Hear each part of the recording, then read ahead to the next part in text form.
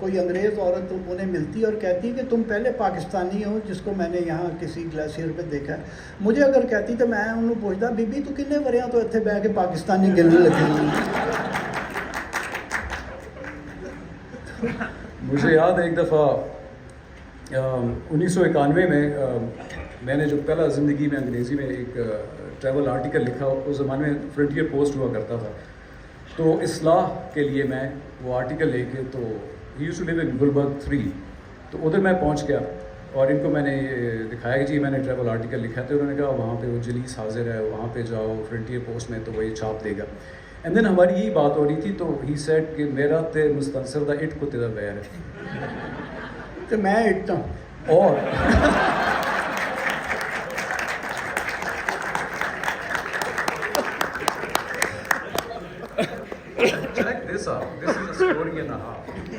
ایک کام کرو, وہ مستنصر فردوس مارکیٹ کے پاس رہتا ہے, نہیں اب ڈیفینس میں اس زمانے میں. تو اسے go to his house, take your article, جو کہ ان کو میں نے دکھایا تھا نہیں یہ پرووڈ, تو اس کو جا کے دکھاؤ کہ پھر مجھے بتانا کہ وہ کیا کہتا ہے.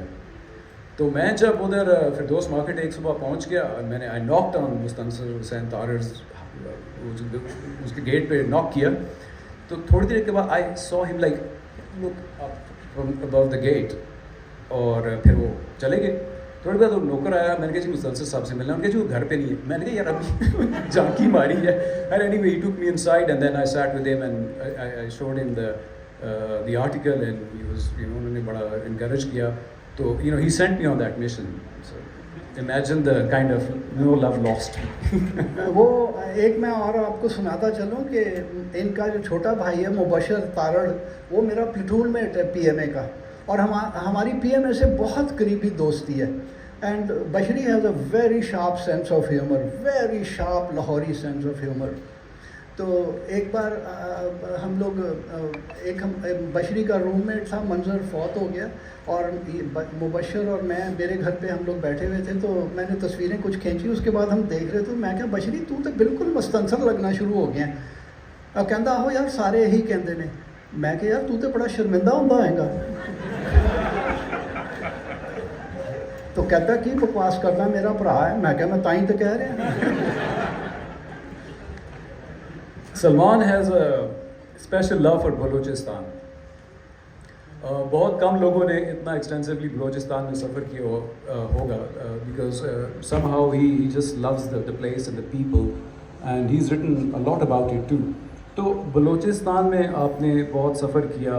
آئی remember you told me about this expedition, جہاں پہ آپ حب ندی کے ساتھ you walked for quite a few number of days, 400 kilometre. یا اور اس کے علاوہ بھی انہوں نے, تو ہمیں تھوڑا سا بلوچستان کے بارے میں بتائیں کہ وہ کیا جگہ ہے, بیکاز ہمیں تو کچھ پتہ ہی نہیں ہے کہ بلوچستان کیا ہے, کدھر ہے, اتنے میڈیا کربز ہیں.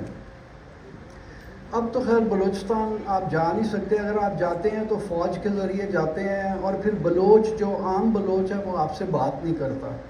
وہی جو سرکاری بلوچ ہیں وہ آپ کے ساتھ مل سکتے ہیں. اور اگر آپ ویسے چلے جائیں تو فوج آپ کو دہشت گرد مان کے شاید گولی مار دے.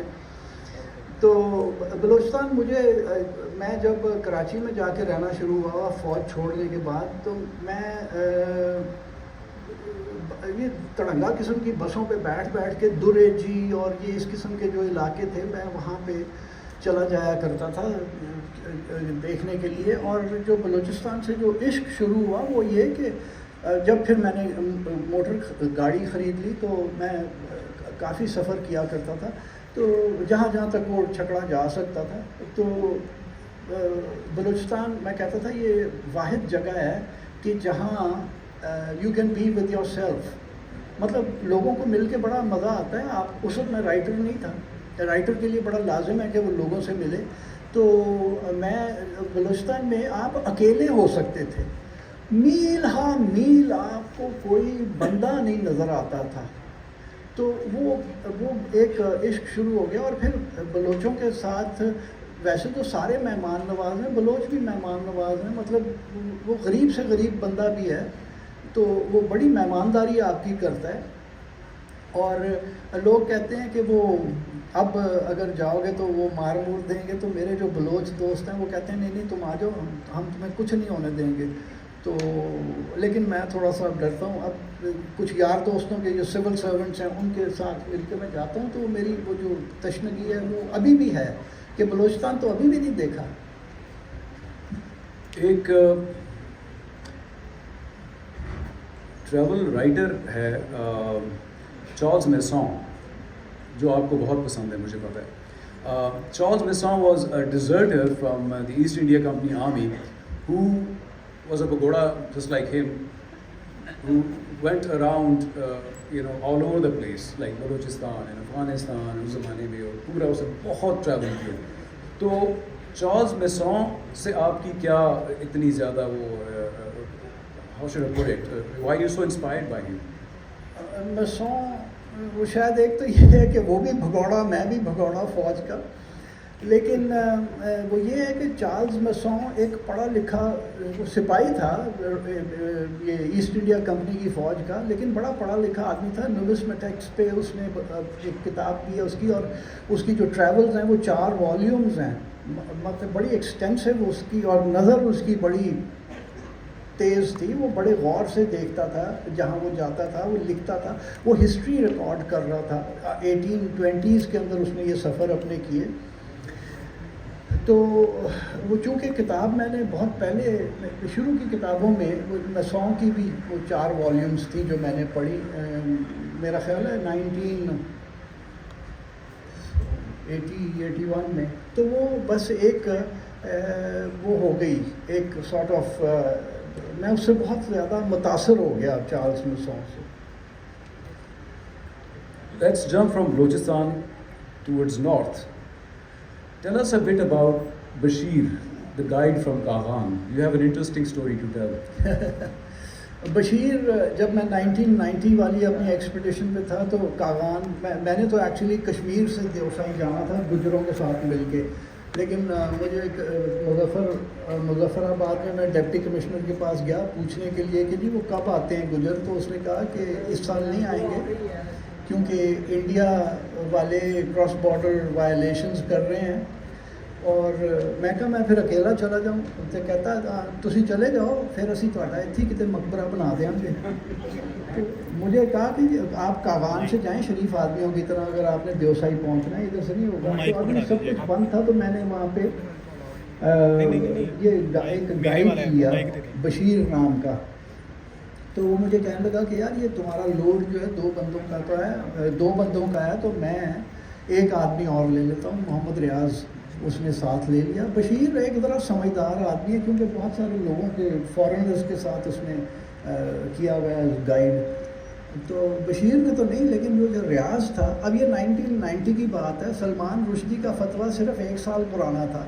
وہ ریاض جو تھا وہ کنونس تھا کہ میں سلمان رشدی ہوں اور ادھر آ کے چھپا ہوں. وہ اس نے بشیر سے میری ابھی تک بہت دوستی ہے. ہم ملتے ہیں، جب اگر میں کاغان جاؤں تو ہم ضرور ملتے ہیں، اور بشیر اگر لاہور آئے تو ہم ملتے ہیں. تو بشیر نے بعد میں مجھے بتایا کہ وہ ریاض سے کہتا سی انہوں مار کے وہ پیسے لینے ہیں. کہتا ہے کہ وہ میں نے بڑی مشکل سے اس کو روکا.